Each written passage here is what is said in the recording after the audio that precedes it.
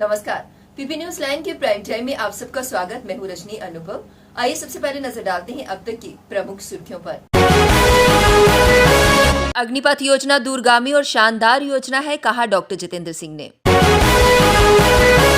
रोशनी घोटाला मामले में सीबीआई ने श्रीनगर में प्रमुख कारोबारी समेत पूर्व आईएएस अधिकारियों के खिलाफ मामला किया दर्ज। फलाए आम ट्रस्ट पर लगी पाबंदी को महबूबा मुफ्ती ने युवाओं के भविष्य के साथ खिलवाड़ बताया। और पुंछ जिले के मंडी इलाके में रविवार बादल फटने से मचा कोहराम। दक्षिण कश्मीर के पुलवामा जिले में कल आधी रात को बाद शुरू हुई मुठभेड़ में एक आतंकी को मार गिराया गया। समाचार एजेंसी एएनआई के अनुसार एक आतंकी मारा गया है। बीती रात 2 से 3 आतंकियों के घिरे होने की आशंका जताई गई थी। पुलिस ने बताया कि जिले के छठपुरा में आतंकियों की मौजूदगी की सूचना पर आधी रात के बाद तलाशी अभियान चलाया गया, तभी छिपे आतंकियों ने फायरिंग शुरू कर दी। उन्होंने फायरिंग करते हुए सुरक्षा घेरा तोड़कर भागने की कोशिश की, लेकिन सुरक्षा बलों ने इसे नाकाम कर दिया। पूरे इलाके को जवानों ने घेर कर रखा है ताकि अंधेरे का फायदा उठाकर वे भाग ना निकलें। पुंछ जिले की मंडी तहसील में रविवार को बादल फटने से कोहरा मच गया। मंडी कस्बे में पानी के साथ आए मलबे से 4 दुकानें ढह गईं। एक ट्रक दब गया, जिसके चालक की उपचार के दौरान मौत हो गई। मृतक की पहचान मोहम्मद आरिफ निवासी गांव बायला मंडी के रूप में हुई है। पुंछ मंडी सड़क पर मलबा आने से सैकड़ों वाहन फंस गए, जिसके बाद से मलबा हटाकर निकाला गया। प्राकृतिक आपदा से इलाके में दहशत का माहौल है। बादल फटने से तेज बारिश हुई, जिसके साथ मलबा पहाड़ से गिरकर नीचे आ गया। इसमें 4 दुकानें ढहने और एक एलपी ट्रक के दबने की सूचना मिलते ही रेवेन्यू ऑपरेशन शुरू हो गया। दुकानों में उस समय कोई मौजूद नहीं था। पीएमओ में मंत्री डॉक्टर जितेंद्र सिंह ने कहा कि अग्निपथ योजना दूरगामी और शानदार योजना है, लेकिन इसे लेकर जानबूझकर दुविधा का माहौल बनाया जा रहा है। ऐसा दर्शाने की कोशिश की जा रही है कि इस योजना से पूर्ववर्ती भर्ती प्रक्रिया पूरी तरह से ध्वस्त हो जाएगी। पत्नीटाप में भारतीय जनता युवा मोर्चा की प्रशिक्षण वर्ग कार्यशाला में पहुंचे केंद्रीय मंत्री ने कहा कि प्रधानमंत्री नरेंद्र मोदी ने योजना का शुभारंभ बेरोजगार युवाओं को ध्यान में रखते हुए किया है। इस योजना को विशेष सावधानी और गंभीर मंथन के बाद लाया गया है। जम्मू कश्मीर में बहुचर्चित रोशनी जमीन घोटाले मामले में सीबीआई ने रविवार को श्रीनगर के प्रमुख कारोबारी शौकत चौधरी के ठिकानों की तलाशी ली। जांच एजेंसी ने 15 जून को जमीन आवंटन घोटाले में चौधरी, पूर्व आईएएस अधिकारी महबूब इकबाल तत्कालीन डीसी और शेख एजाज इकबाल तत्कालीन उपायुक्त सहित अन्य के खिलाफ मामला दर्ज किया था।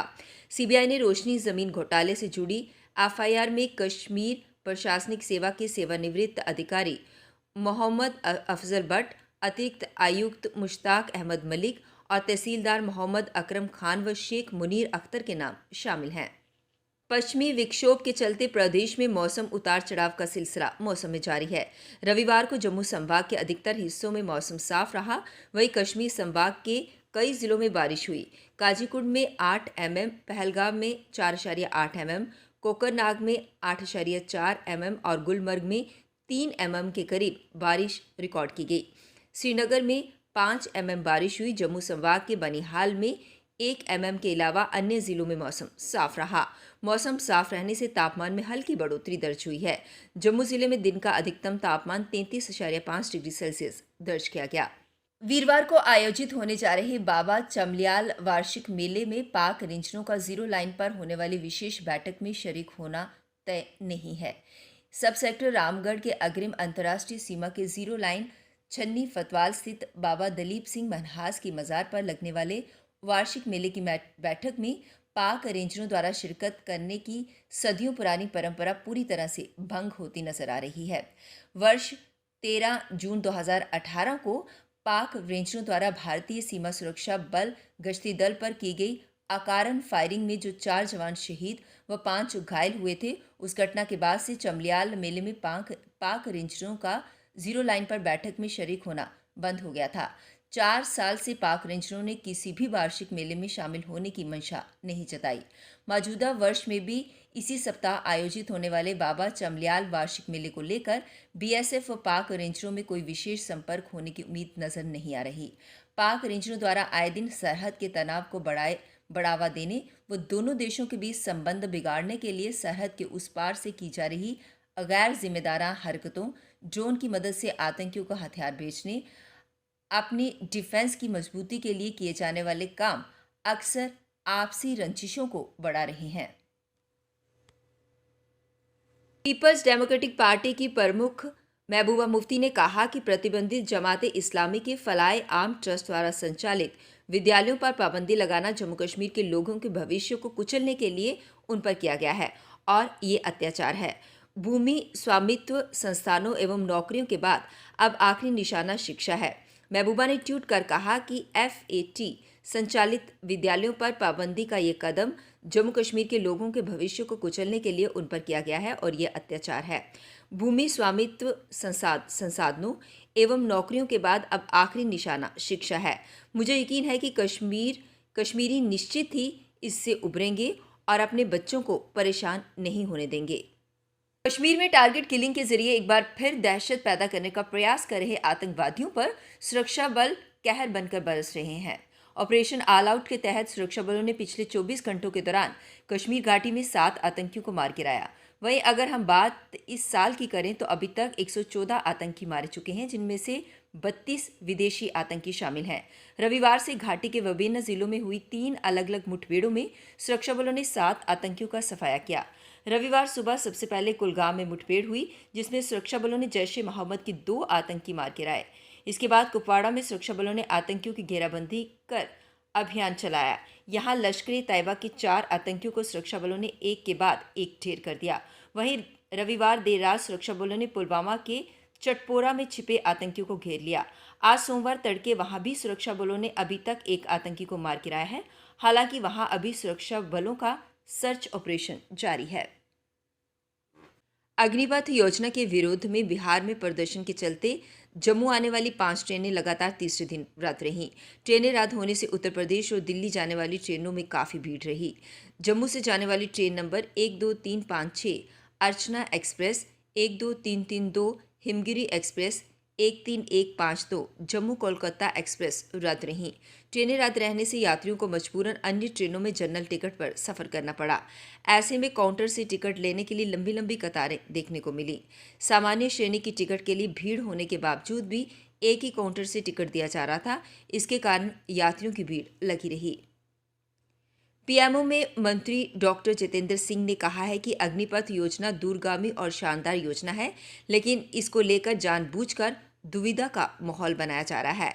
ऐसा दर्शाने की कोशिश की जा रही है कि इस योजना से पूर्ववर्ती।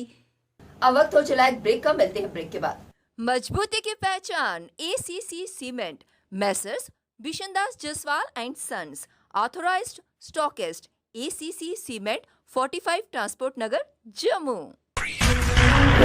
रंगीन खबरों की परत दर परत खोलता है तबसरा, खुला बयां करता है खबर के पीछे की कहानी।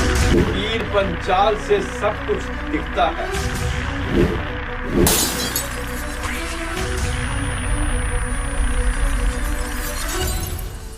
ब्रेक के बाद बढ़ते हैं अगली खबर की तरफ। जिला सांबा के बाबा शिवो देवस्थान दरबार में 8वां महाकेसरी दंगल का आयोजन हुआ। इस अवसर पर जिला सांबा के मुख्य पुलिस अधिकारी अभिषेक महाजन मुख्य तौर पर मौजूद थे।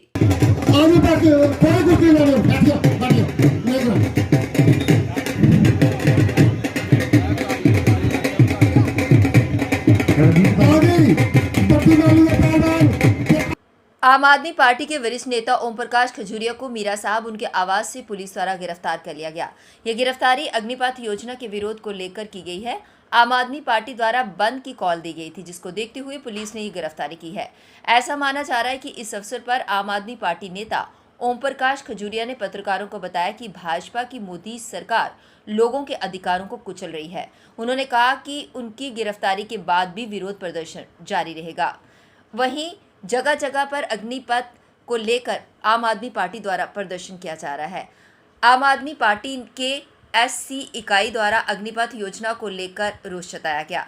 आम आदमी पार्टी नेता ध्यान सिंह ने इस योजना के खिलाफ रोष जताया और इसे जल्द वापस लेने की मांग की। उन्होंने कहा कि ये योजना युवा विरोधी है, इसलिए उन्होंने इस योजना को वापस लेने की मांग की। वहीं इस योजना को लेकर सांबा में भी जोरदार प्रदर्शन किया गया और आम आदमी पार्टी ने इसे युवाओं के साथ खिलवाड़ बताया। जय जवान जय किसान का नारा लगाया गया है। आज किसान भी हमारा दुखी है, नौजवान भी दुखी है। आपने देखा होगा कि एक साल हमारे किसान जो है वो कम से कम 700 ने उन्होंने अपनी शहादत दी, और उसके बाद प्रधानमंत्री जी पूरे मुल्क से माफ़ी मांगते हैं। और आज जो लोग मर गए हैं, जिन लोगों ने अपना बलिदान किया है, उनका क्या होगा। और आज ये 4 साल की जो इन्होंने स्कीम निकाली है, हम इसका विरोध करते हैं। और हम जो गवर्नमेंट ऑफ इंडिया को कहना चाहते हैं कि दोबारा इस पर गौर किया जाए और जवानों को स्थायी रोजगार दिया जाए, स्थायी रिक्रूटमेंट की जाए, ताकि हमारा देश जो आने वाले जो बाहर जो विदेशी हमारे मुल्क पे नई नई साजिशें कर रहे हैं, उससे भी बचा जा सके, और हमारा नौजवान जो है वो अपने आप को भी एक सुरक्षित महसूस करे। यूथ कांग्रेस द्वारा ईडी को लेकर आज जोरदार प्रदर्शन किया गया। उन्होंने कहा कि राहुल गांधी और सोनिया गांधी पर झूठे आरोप लगाए जा रहे हैं और उन्हें जबरदस्ती फंसाने की कोशिश की जा रही है। साथ ही साथ उन्होंने अग्निपथ स्कीम को लेकर भी जोरदार प्रदर्शन किया। इसको लेकर पुलिस के साथ कुछ लोगों की धक्का मुक्की हुई और कुछ गिरफ्तारियां भी हुई। और वहीं पर अग्निपथ की वापसी की मांग को लेकर कांग्रेस के पार्टी ऑफिस के बाहर भी धरना प्रदर्शन किया गया। वहां पर उन्होंने कहा कि इस तरह की जो स्कीम है वो युवाओं के साथ, उनके भविष्य के साथ खिलवाड़ है। इसी को लेकर उन्होंने जोरदार प्रदर्शन किया और पुलिस ने इसमें भी कुछ गिरफ्तारियां की जा रही है। इसके खिलाफ यूथ कांग्रेस प्रोटेस्ट कर रही है। ना युवा झुकेगा, ना युवाओं की आवाज उठाने वाला हमारा नेता राहुल गांधी झुकेगा। झुकना होगा तो जो देश विरोधी, युवा विरोधी ये जो बीजेपी सरकार है, इसको झुकना पड़ेगा।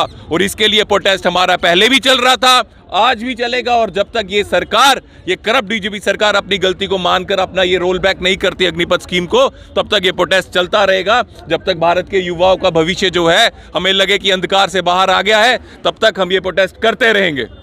जेकेएसआई एस्पिरेंट द्वारा आज प्रेस क्लब के बाहर जोरदार प्रदर्शन किया गया। उनका कहना यह था कि टेंडरिंग में जो घोटाला हुआ है उसी को लेकर आज का ये प्रदर्शन है, और उन्होंने कहा कि इस पर एसबीआई इंक्वायरी होनी चाहिए।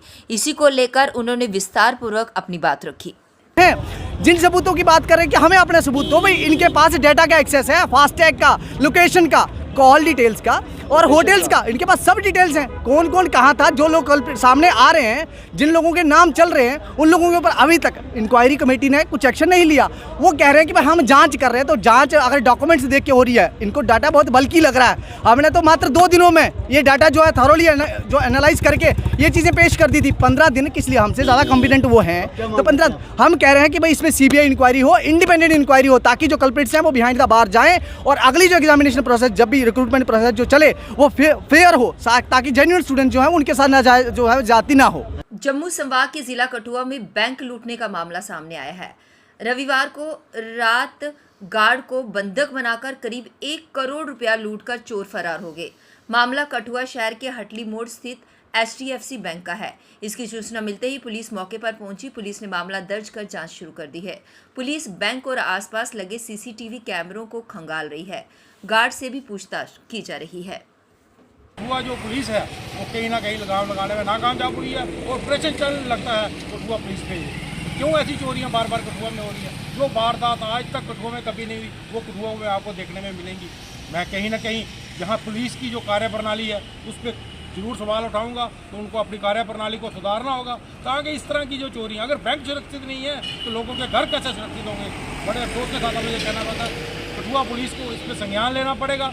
और मैं उनसे रिक्वेस्ट करता हूँ और गुजारिश करता हूँ, जिन लोगों ने ऐसी चोरी को अंजाम दिया उनको जल्द से जल्द पकड़ा जाए, ताकि बाकी लोगों के हौसले ना पड़े। जय हिंद, जय भारत। पीपी न्यूज लाइन के प्राइम टाइम के आज के इस अंक में बस इतना ही। मुझे और मेरी पूरी टीम को दीजिए इजाजत और आप देखते रहिए पीपी न्यूज लाइन। नमस्कार।